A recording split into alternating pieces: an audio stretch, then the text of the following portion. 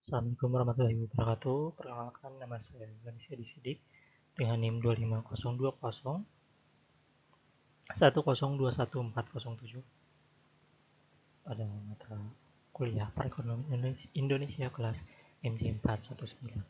Sini saya akan sedikit mempresentasikan tentang analisis investasi sektor manufaktur, peluang dan tantangan industri baterai kendaraan listrik atau EV di Indonesia. Awal mula sektor dan modal sumber daya. Sektor baterai EV di Indonesia ini lahir dari kebijakan hilirisasi nikel. Ceritanya dimulai sejak pemerintah melarang ekspor biji nikel mentah pada tahun 2014.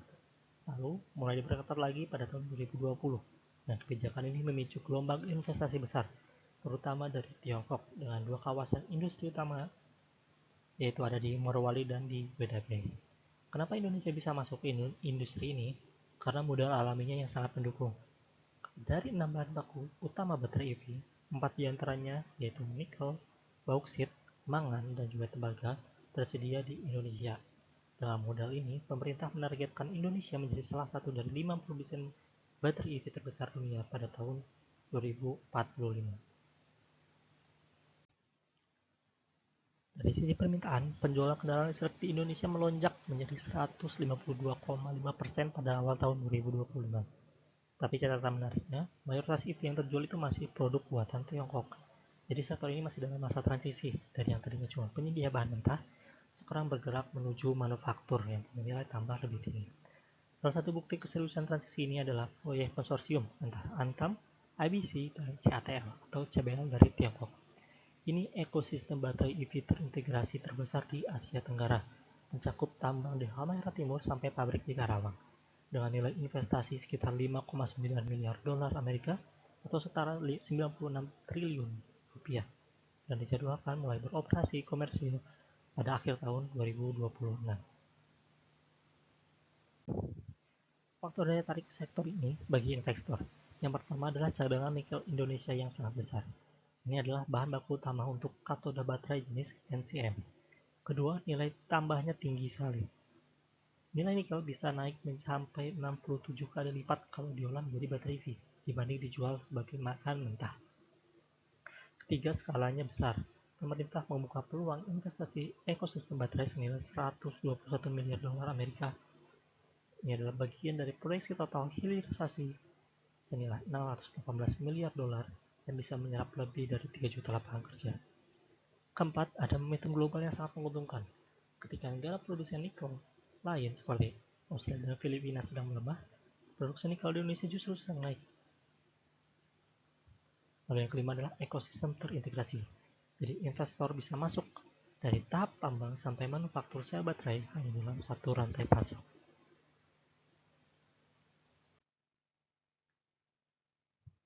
Sekarang soal kebijakan pemerintah.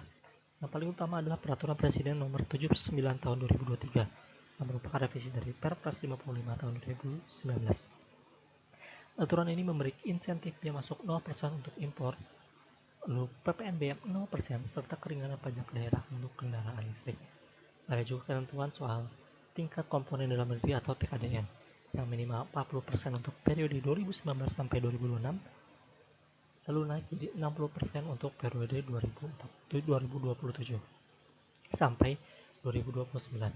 Selain itu, pemerintah juga menyediakan tax holiday sampai 20 tahun bagi investor baru di sektor ini.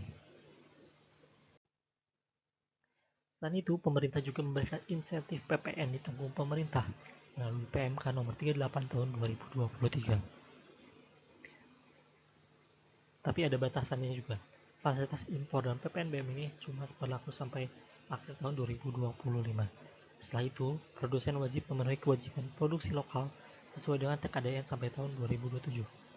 Jadi inilah semacam cara pemerintah untuk memastikan investor benar-benar membangun pabrik di sini, di Indonesia, bukan hanya impor barang jadi. Yang tidak kalah penting adalah pembentukan IBC atau Indonesia Battery Corporation pada tahun 2021. Ini adalah holding BUMN yang terdiri dari ID, Antam, Pertamina, dan PLN. Sekarang IBC berfungsi sebagai investment holding yang menggandeng mitra-mitra investasi global untuk berinvestasi di Indonesia. Untuk melihat tren investasi 5 tahun terakhir, kita dapat melihat pada tabel berikut. Sejak IBC dibentuk tahun 2021, target investasi 17 miliar dolar Amerika sampai tahun 2030. Ada juga investasi dari Korea Selatan sebesar 13,9 miliar dolar dari 2019 sampai kuartal pertama di 2024.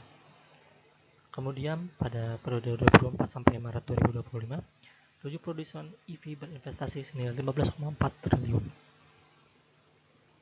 Yang menarik adalah ada kasus CATL atau Contemporary Amperex Technology Limited yang komitmennya di 1,18 miliar dolar, tapi realisasinya sampai Februari 2025 baru sekitar 417 juta dolar, atau masih baru separuh dari target. Sementara ada proyek konsorsium Antam, IBC dan CBL di Karawang Halmahera senilai 5,9 sampai 6 miliar dolar dan ditargetkan beroperasi akhir 2026. Secara keseluruhan, pemerintah masih membuka peluang investasi terbuka senilai 121 miliar dolar Amerika untuk pasar global.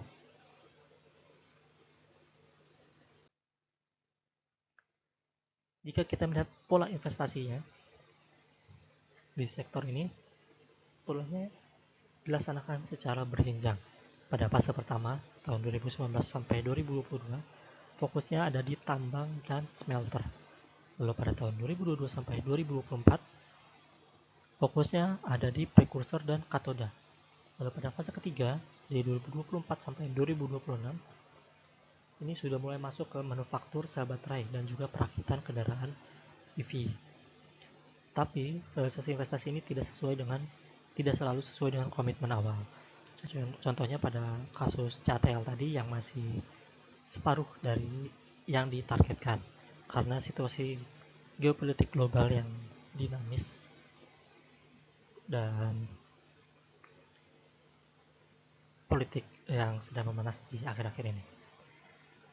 Meski begitu, pemerintah masih optimis pada proyek ekosistem EV nasional ini yang akan terus bertumbuh meskipun ada penyesuaian pada target waktu.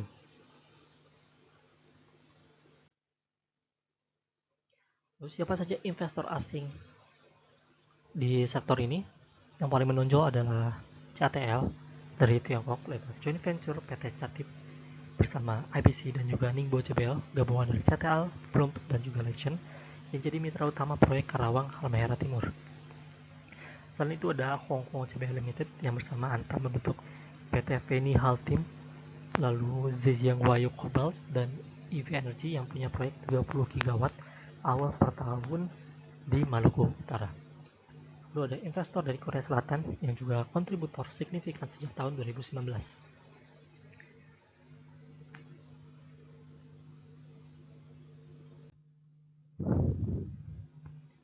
Lalu dari sisi dampak, ada yang positif dan juga ada yang perlu sedikit kita cermati. Untuk sisi positif, nilai ekspor nikel meningkat secara signifikan sejak hilirisasi mulai diterapkan pada tahun 2020, khususnya 2021 sampai 2025. Lalu kedua, ada proyek investasi ini bisa menyerap lebih dari 3 juta lapangan pekerjaan di Indonesia.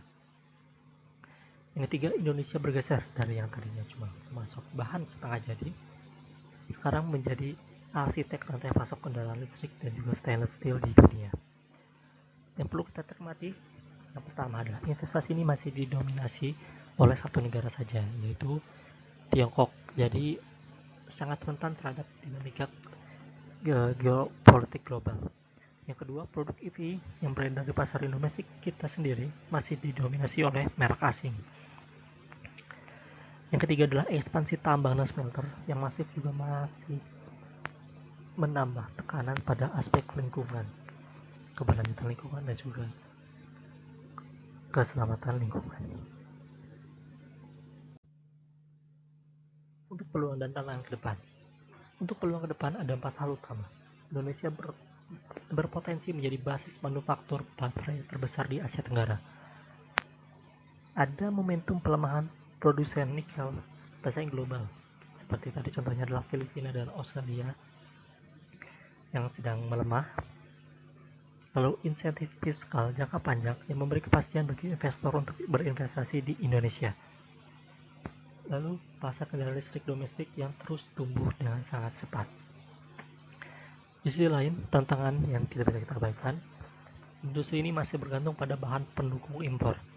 Sekitar 67% sulfur untuk smelter HPL berasal dari Timur Tengah. Harga nikel juga fluktuatif, yang sempat naik dari 14.000 ke 18.000 dolar per ton hanya dalam waktu hitungan minggu saja.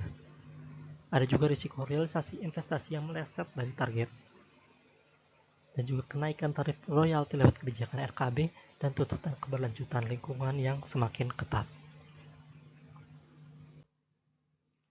Sebagai kesimpulan, investasi di sektor baterai EV Indonesia tumbuh kuat dalam 5 tahun terakhir. Ini didukung oleh kekayaan nikel Indonesia yang besar, hilirisasi yang konsisten, juga insentif fiskal yang menarik bagi investor. Peluang untuk menjadi manufaktur baterai dunia terbuka lebar bagi Indonesia, tapi tantangan seperti ketergantungan bahan pendukung impor, fluktuasi harga, dan juga risiko realisasi investasi yang meleset dari target tetap harus dikelola dengan baik, supaya momentum investasi ini betul-betul menjadi nilai tambah ekonomi jangka panjang, bukan hanya sekedar perpindahan basis produk dari negara lain. Demikian presentasi saya. Assalamualaikum warahmatullahi wabarakatuh.